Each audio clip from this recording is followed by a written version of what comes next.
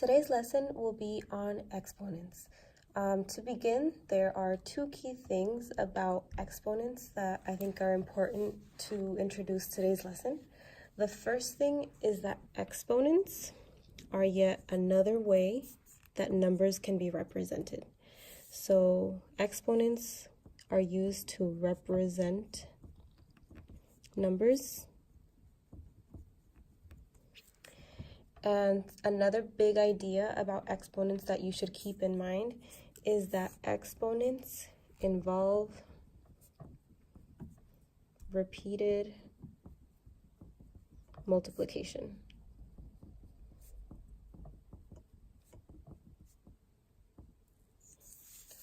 So just know that when you solve for exponents, you're going to be solving using multiplication, and you're going to be solving to find out what that exponent or that power represents. Okay, so in order to understand exponents, we have three key terms that are going to be used throughout this lesson and that you will also be using as you dialogue with your peers in your classwork. So the first term is power. The second term is base. And the last one is exponent. And please keep in mind that in order to make sure that everybody has time to write down the definitions and the examples, feel free to pause the video when needed. Okay, so let's start off with power. A power is a number that is formed by repeated multiplication of the same factor. So if we look at this example here, 6 is that large number here, and following that 6, you have a smaller 2 right above, like on the right side of 6. This notation, this is called a power. This is the power. And 6 squared is one way that you could read it. Means that 6 gets multiplied twice. Another way that you could read this power is by saying 6 to the power of 2. And another way that you could read this same expression is by saying 6 raised to the second power. Okay, let's move on to base. So the base of a number is the number that is multiplied.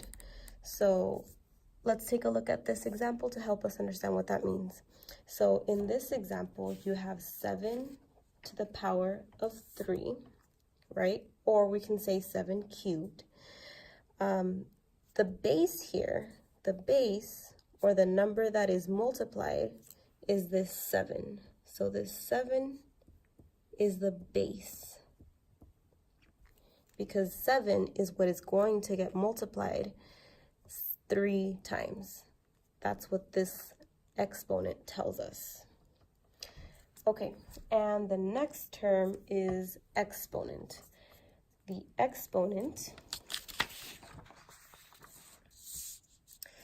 exponent tells how many times the base appears in the expression. So here we have another example. We have 9 to the power of 4. So once again, 9 is that base. 9 is the number that is going to get multiplied. And this 4, this right here is the exponent. And this 4 tells us how many times 9 needs to get multiplied. So in this case, it's 4 times. So 9 times 9 times 9 times 9. And then as you can see, I also am introducing you to this little dot here that also represents multiplication. So instead of writing the little times X sign, you will also be seeing these little dots to represent multiplication. Okay, so let's go ahead and read the situation down below. It says, Antonia is saving for a video game. On the first day, she saves $2 in her piggy bank. Each day after that, she doubles the number of dollars she saved on the previous day. And the question is, how many dollars does she have on the 6th day? So there's a lot of information, there's a lot going on here. So something that can always help you organize all of the information is a table. So I'm going to go ahead and create a table. And this problem talks a lot about how she starts saving on day 1, right? And then we know how much money she saves. She saves $2. And then we know that she does something repeatedly every day after that. So every day after that, she doubles the number of dollars from the day before. So something that we could keep track of on our table are the days that pass by. So this column is going to be for the day. And then we need another table to help us, or another section in our table to help us keep track of the money that she gets, and then how that is expressed as a power, and also how it is expressed in expanded form.